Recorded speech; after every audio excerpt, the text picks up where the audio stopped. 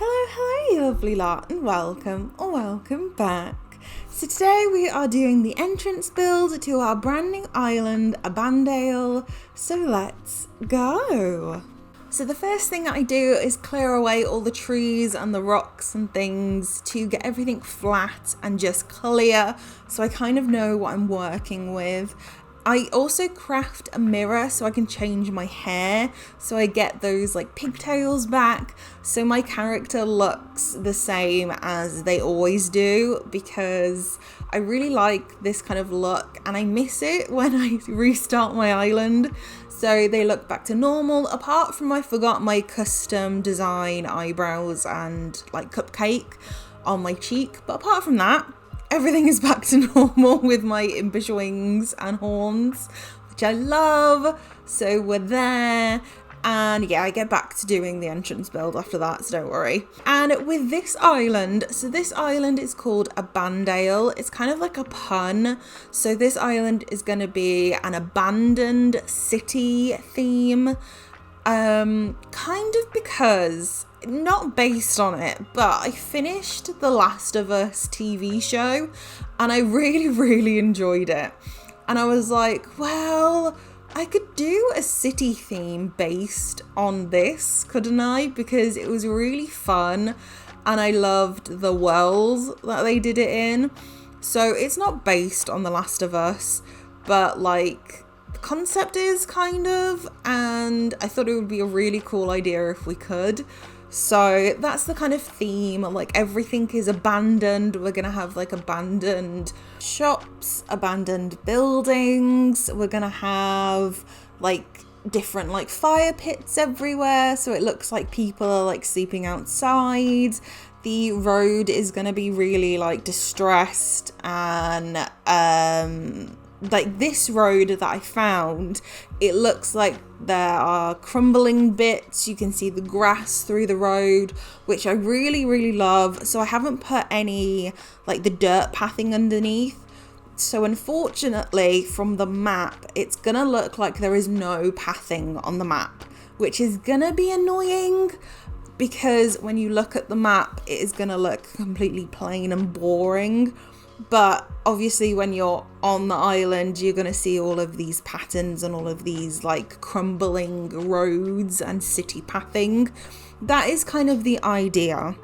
And I have a lot of custom designs at the moment, but with my very first build, it's always a tricky bit because I need to work out what custom designs go together, how they look, how they're supposed to kind of interact with each other, and even the custom design itself, like how I'm supposed to put these pieces together to make it look how I want it to look.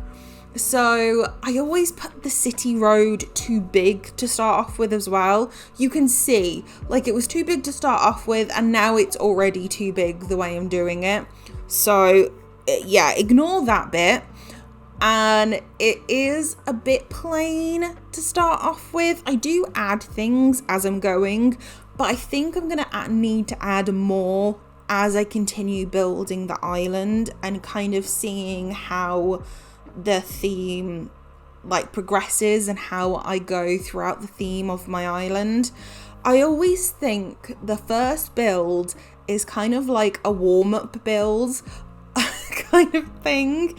Like you're kind of testing the theme, thinking about the different ways you do the theme, if you even want to do the theme. So that's how I think the first build goes. And I always do an entrance build. Don't know why, just always do. You don't have to do the entrance build as the first build, but I always do. And with this kind of abandoned city, I wanted to try and see if I could get away with as few items as possible, because I'm always the type of person that like overfills an area with so many items. So I was trying to see if I could get away with using like fewer items, but I think it kind of needs more. It definitely needs more items, but I'm not sure how many more items, if that makes sense. So it has less items than I would normally use, but not enough items, I don't think. The right hand side, like if you were coming from the airport, the right hand side looks really good. In my opinion, it looks really good. But the left hand side, I think it needs a few more items. Not sure what yet, but I think I'll get like a feel for what it needs like as I build more stuff. So like when I build like Nook's Cranny and Able Sisters, like once you get the theme kind of going and you understand what kind of theme you're going for, I think I'll know what I'm looking for then as well. Because I really want this to look really abandoned. I want the front to look more city-esque. So like more people are like living here, and you've got like more of the buildings here, like the museum and the Able Sisters and Nook's Cranny. So like they're more built up and it's more city environment. And then at the back of the island, I would really like it to look more abandoned and more everything's crumbling and less people live there, and it's really like gone to the wasteland, to the nature part of the island. That is my plan. Whether that will look good and whether I will actually pull it off is another story, because my ideas don't always come off. So yeah, we'll try it. We'll see what happens. In this island as well, I get to use my favourite bamboo items. So I get to use the bamboo trees. Bamboos are back, which are amazing. I love them. So excited. I get to use the cedar trees as well, which I haven't used for ages. I've rarely used cedar trees. I've only used bamboo trees once, even though I love a bamboo island. We love a bamboo island on this channel. So I get to use those. So excited. Yeah, it's gonna be all the different items. And I'm using the moss. I don't know what it's called. I can't remember. Like the moss things that you put on the ground, so when you run over them, they kind of sparkle. Because I was thinking it kind of goes with the abandoned look, and the vines that you can put on the cliffs as well.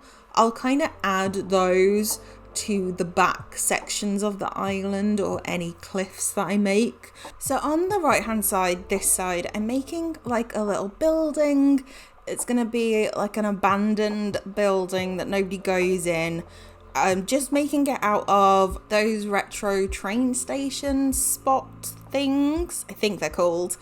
And then I'm making simple panels and customizing them with broken window custom designs at the bottom, and then I use a fence as well just to cover those. And then at the back I have like a little fire pit section with some stone stools and like the camp cot that you get given your very first day on the island. I put that there as well, so it looks like somebody's camping behind the building. Somebody's like cooked something and stayed the night there.